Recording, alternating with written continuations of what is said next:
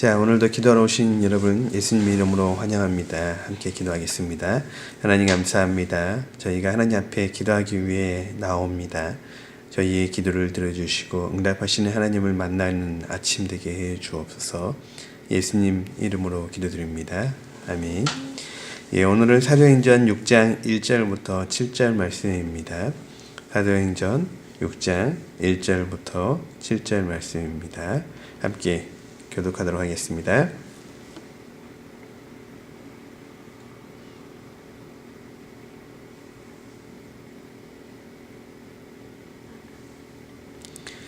이 시기에 제자들이 점점 불어났다. 그런데 그리스 말을 하는 유대 사람들이 히브리 말을 하는 유대 사람들에게 불평을 터뜨렸다. 그것은 자기네 과부들이 날마다 구 음식을 나누어 받는 일에 소홀히 여김을 받기 때문이었다. 그래서 12사도가 제자들을 모두 불러놓고 말하였다. 우리가 하나님의 말씀을 전하는 일은 제쳐놓고서 음식 베푸는 일에 힘쓰는 것은 좋지 못합니다.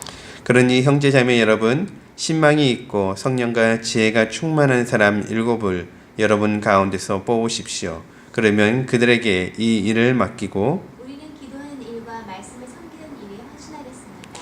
모든 사람이 이 말을 좋게 받아들였어. 믿음과 성령이 충만한 사람인 스데반과 빌립과 브로고로와 니가노로와 디몬과 바메나와 안디옥 출신의 이방 사람으로서 유대교에 개종한 사람인 니고라를 뽑아서 사도들 앞에 세웠다. 사도들은 기도하고 그들에게 안수하였다. 하나님의 말씀이 계속 퍼져나가서 예루살렘에 있는 제자들의 수가 부쩍 늘어가고 제사장 가운데서도 이 믿음에 순종하는 사람들이 많았다. 아멘. 예, 두 가지 질문이 있는데 한번 질문을 보시고 한번 묵상해 보시기 바랍니다. 네, 한번 볼까요? 1번, 교회가 점점 부흥하니 문제가 하나 생겼습니다. 그것이 무엇이었죠?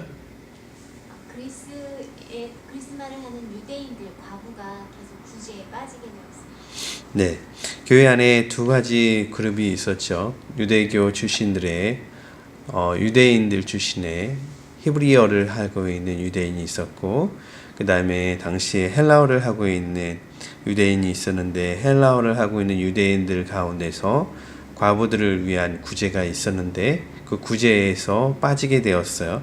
그래서 거기에 대한 불만이 일어나기 시작을 했죠. 이 문제를 해결하기 위해서 사도들은 어떻게 했죠? 7명의 집사를 새로 뽑게 되었어요. 네, 7명의 사람을 뽑게 되었죠. 집사란 말은 좀 뒤에 우리가 생각해 봐야 될 것 같은데 7명의 사람을 뽑아서 그 일을 감당하게 했어요. 자, 교회 안에 어느 교회든지 똑같은 문제가 생길 수 있죠. 그 문제가 생겼을 때 그 문제를 해결책을 오늘 어떻게 해결하는지를 보면 잘 배울 수 있죠. 제자들이 모든 성도들을 불러놓고 이 문제를 함께 상의하고 그리고 이 문제를 해결하기 위해서 성령과 지혜가 충만한 사람들을 뽑았죠. 그래서 그 사람들에게 이 문제를 해결할 수 있게 하는 것을 볼 수 있어요. 작은 교회에서 또는 작은 모임에서 시작하고 나면 어느 순간 교회가 성장할 일이 생기겠죠. 뿐만 아니라 다양한 역할의 사람들이 필요하게 되겠죠. 그때 교회가 해야 되는 일은 비슷한 역할이죠. 그 일을 할 사람을 뽑는 것이 교회의 아주 지혜로운 방법이라고 얘기할 수 있어요. 그래서 교회는 이 일을 할 수 있는 7사람을 뽑지요. 7사람을 흔히들 많이 집사라는 말을 쓰는데 그런 이유가 1절과 2절에서 그 일을 할 수 있는 사람 해서 디아코니아라는 헬라어를 쓰고 있어서 집사라, 오늘날의 집사와 비슷한 역할을 하는 분이다 라고 생각하죠. 하지만 그런 역할을 위해서 사람을 뽑은 건 사실이지만 이분들의 삶은 집사는 아니었죠. 우리가 그 다음에 스데반부터 빌립 이분들의 삶을 보면 복음 전하는 사역자죠. 그래서 그렇게 사역을 하고 있는 것을 볼 수 있어요. 또 본문을 보면 뽑혀진 사람들이 다 헬라식 이름을 가지고 있어요. 그래서 많은 분들이 헬라식 이름을 가지고 있는 7사람을 뽑은 것으로 봐서 이 일을 담당하는 사람들은 다 헬라파 출신을 뽑았다 라고 이야기를 하는데 그것도 좀 나아간 해석이라고 얘기할 수 있어요. 왜냐하면은 당시에 유대인들의 가운데에서는 두 개의 이름을 쓰는 사람들이 있었기 때문에 집에서 불리는 유대식 이름과 또 사회생활을 하면서 쓰는 헬라식 이름이 있었기 때문에 이 분들을 다 헬라식 이름이 있다고 해서 헬라파라고 얘기할 수는 없고 양쪽에서 한 사람씩 뽑았을 거라고 추측하면 그게 더 좀 맞는 해석이지 않을까 이런 생각을 해요. 그래서 유대 무리를 대표하는 사람, 헬라 무리를 대표하는 사람 이렇게 균형 있게 뽑았을 거라고 우리가 상상해 볼 수가 있어요.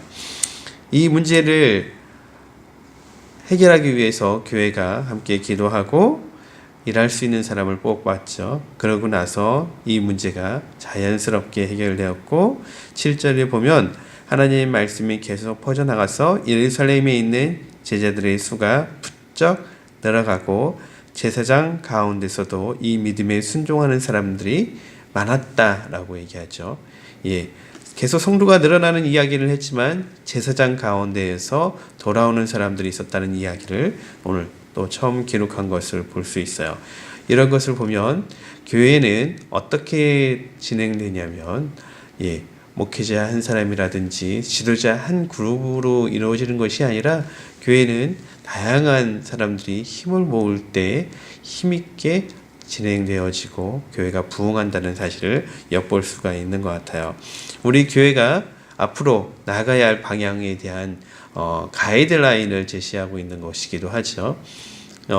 우리 교회가 작기 때문에 시작은 목회자 중심으로 이루어지지만 갈수록 우리 교회는 목회자와 성도가 함께 교회를 세워가고 또 성도들 되신 분들은 성도의 수준에서 머무는 것이 아니라 스데반 빌립처럼 나중에는 목회자 수준으로 성장해야 된다는 것을 또 배울 수 있는 것 같아요.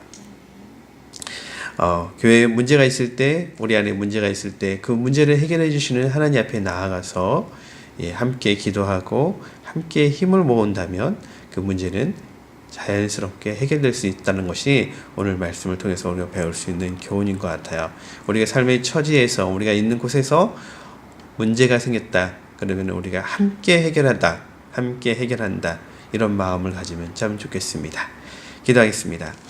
하나님, 오늘 우리가 말씀을 보면서 교회 안에 있는 문제를 어떻게 해결하는지 지혜를 또 볼 수 있습니다. 하나님 함께 머리를 맞대고 하나님 그 문제를 위해서 사람을 세우고 해결하니 하나님 해결되는 것을 볼 수 있었습니다.